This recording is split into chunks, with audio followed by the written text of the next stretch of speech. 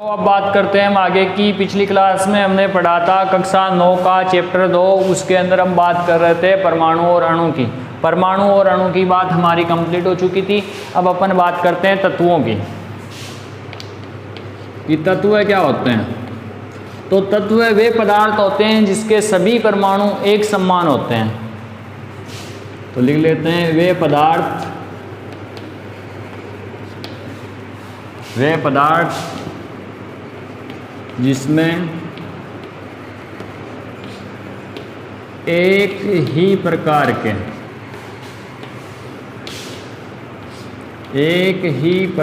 के परमाणु, वे सभी पदार्थ या वे पदार्थ जिनमें एक ही प्रकार के परमाणु उपस्थित हो,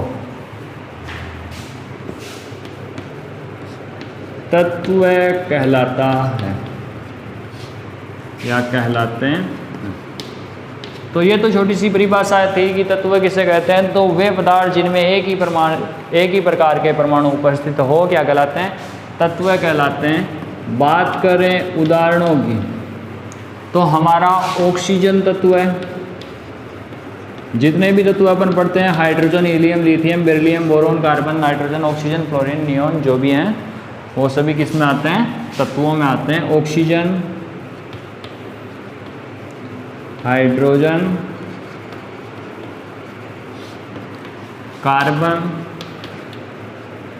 तो ये तो आ गए हमारे तत्व। अब इसके बाद में बात करते हैं अपन यौगिकों की। अब तत्व और यौगिक में फर्क ये है कि तत्व में एक ही प्रकार के हैं और यौगिक में दो या दो से अधिक प्रकार के परमाणु होंगे, तो वो कहलाएंगे यौगिक। तो लिख लेंगे वे पदार्थ जिसमें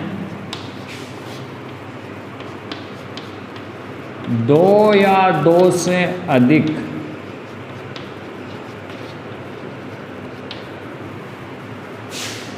प्रकार के परमाणु, दो या दो से अधिक प्रकार के परमाणु, या चलो लिख देते हैं दो या दो से अधिक प्रकार के परमाणु निश्चित अनुपात में संयोग करें, निश्चित अनुपात में उपस्थित हो, निश्चित अनुपात में उपस्थित हो यौगिक कहलाते हैं। अब जैसे बात करें उदाहरणों की, उदाहरणों में सबसे पहले बात करते हैं अपन जल। तो जल एक यौगिक है। उसके बाद में कार्बन डाइऑक्साइड, जिसको अपन कार्बन डाइऑक्साइड गैस बोलते हैं, CO2, ये भी एक प्रकार का यौगिक है। CO, कार्बन मोनोऑक्साइड, ये भी एक यौगिक है। अब देखिए कि H2O, इसके अंदर एक निश्चित संयोग है, यानी अनुपात है वो एक निश्चित है। अपन H2O को ही जल बोल सकते हैं, लेकिन HO को जल नहीं बोल सकते, H3O को जल नहीं बोल सकते, HO2 को जल नहीं बोल सकते। CO2 को कार्बन डाइऑक्साइड बोलते हैं, लेकिन CO3 को कार्बन डाइऑक्साइड नहीं बोल सकते, और ना ही CO को कार्बन डाइऑक्साइड बोल सकते हैं। CO को केवल और केवल कार्बन मोनोऑक्साइड ही बोल सकते हैं। तो इसमें एक निश्चित अनुपात पाया जाता है। इसके बाद में आप इतने का स्क्रीनशॉट ले लीजिए। उसके बाद में अपन बात करेंगे मिश्रण की।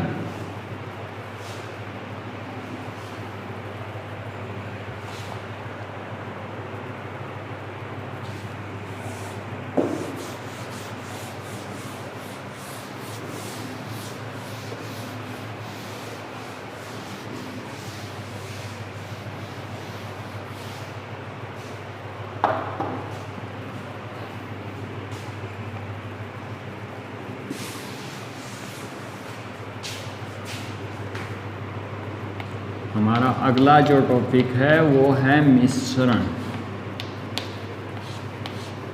मैं इधर लिख देता हूँ थोड़ा सा कि जो हमारे पास तत्व था उसमें एक ही प्रकार के जो यौगिक थे, इसमें दो या दो से अधिक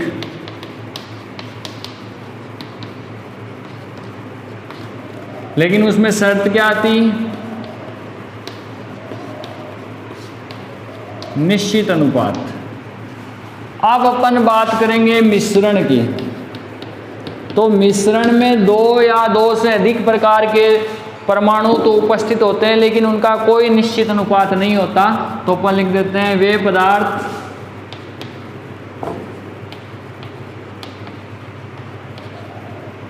जिनमें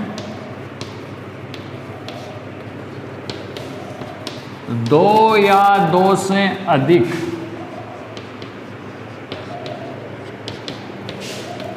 प्रकार के परमाणु,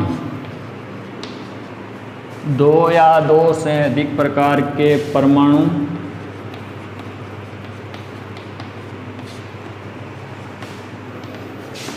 अनिश्चित अनुपात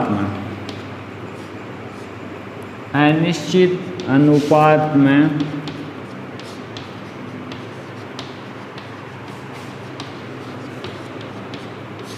उपस्थित हो।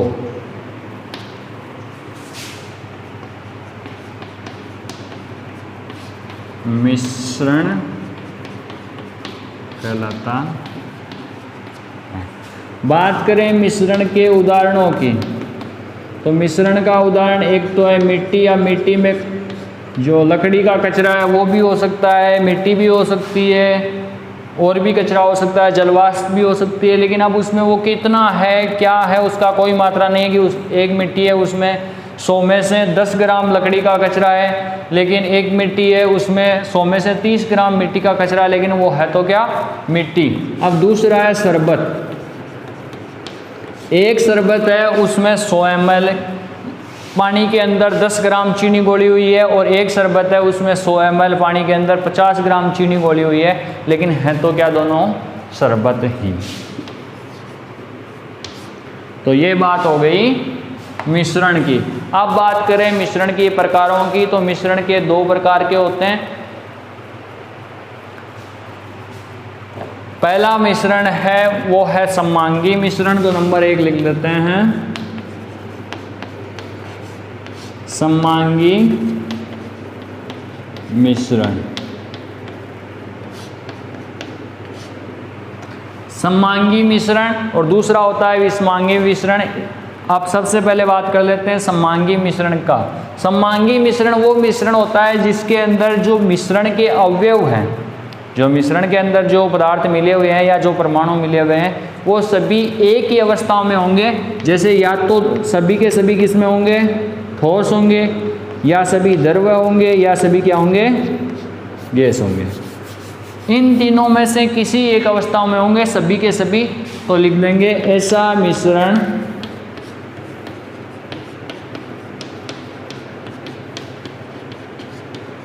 जिसके सभी अवयव एक ही परावस्था में, परावस्था का मतलब होता है ठोस कोमा द्रव कोमा गैस, एक ही परावस्था में हो। सममांगी मिश्रण कहलाता है। तो सममांगी मिश्रण की खास बात यह है कि इसके अंदर एक ही प्रकार के जो पदार्थ होंगे वो सभी के सभी एक ही प्रकार की अवस्था में होंगे, बाकी दूसरी अवस्था में नहीं होंगे। अब इसका उदाहरण लिखें तो वायु का मिश्रण। अब वायु के मिश्रण में आप देख सकते हो कि हमारी जो वायु है उसमें कार्बन डाइऑक्साइड भी है, नाइट्रोजन भी है, ऑक्सीजन भी है, लेकिन सभी के सभी कौन सी अवस्था में है? गैसीय अवस्था में ही है। नंबर 2 बात करें,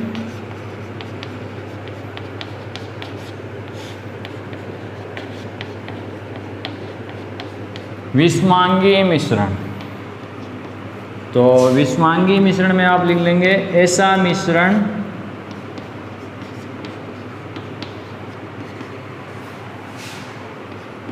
जिसमें अवयव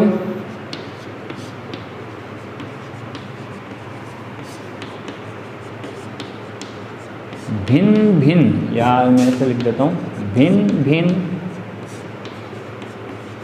परावस्था में हो,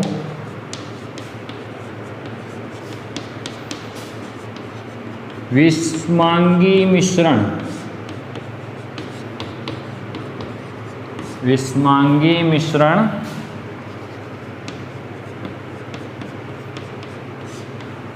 कहलाता है। यानी समांगी मिश्रण के अंदर तो सभी अवयव एक ही प्रकार की अवस्था में थे, और विषमांगी मिश्रण के अंदर सभी अवयव अलग अलग अवस्था में थे। अब बात करें कि उदाहरणों की, तो उदाहरणों के अंदर बात कर लेते हैं धुआं। अब धुएं के अंदर वायु भी होती है, ठोस के कण भी होते हैं, धूल के कण भी होते हैं, तो ये तो है धुआं। दूसरा है बादल, तीसरा लिख लेते हैं दूध। तो ये हो गया अपना समांगी और विषमांगी मिश्रण। आप चाहें तो इसका स्क्रीनशॉट ले सकते हैं, उसके बाद में अपन आगे की बात करेंगे।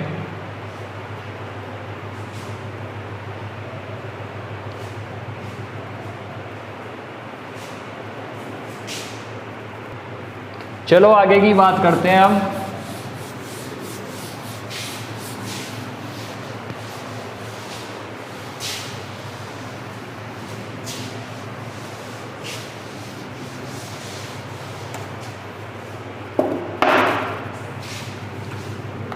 हमारा जो अगला टॉपिक है वो है परिवर्तन, यानी चेंजेज।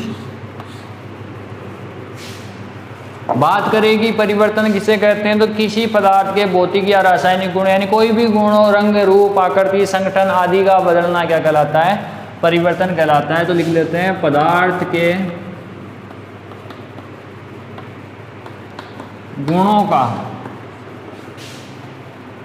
गुणों के अंदर लिख लेते हैं रंग, आकृति, संगठन, प्रकृति, स्वाद, अवस्था आदि लिख देते हैं का बदलना।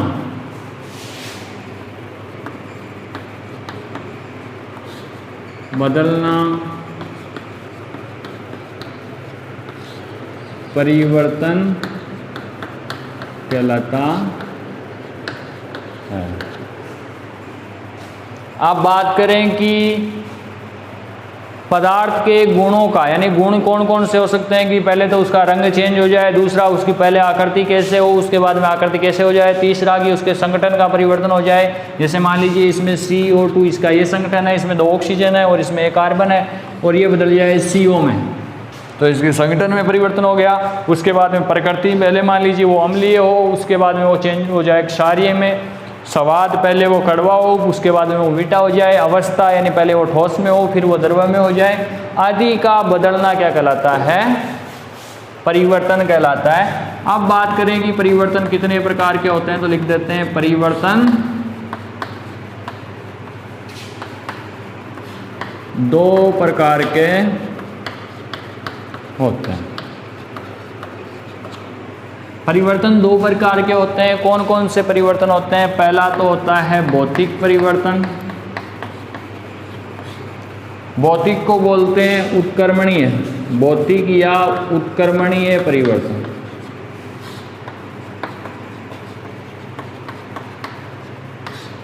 और दूसरा होता है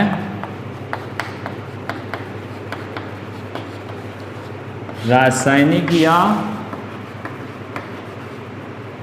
अनुत्क्रमणीय परिवर्तन।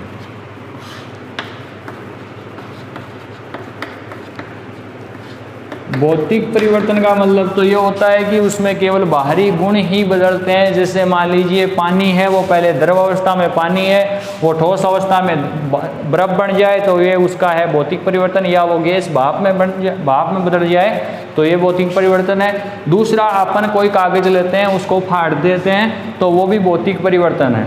भौतिक परिवर्तन उत्क्रमणीय का मतलब होता है रिवर्स यानी वो उल्टे, यानी जैसे अपन पानी को ठंडा करेंगे तो वो बर्फ में बदल जाएगा, लेकिन उसको जैसे ही गर्म करेंगे तो वापस किस में बदल जाएगा, पानी में। तो ये परिवर्तन उल्टे भी हो सकते हैं, यानी इसको जिस अवस्था में से दूसरी अवस्था में डाला जाए तो वापस पहले वाली अवस्था लाई जा सकती है। उसके बाद में रासायनिक परिवर्तन, तो वे परिवर्तन जिसमें पदार्थ के रासायनिक गुण बदलते हैं।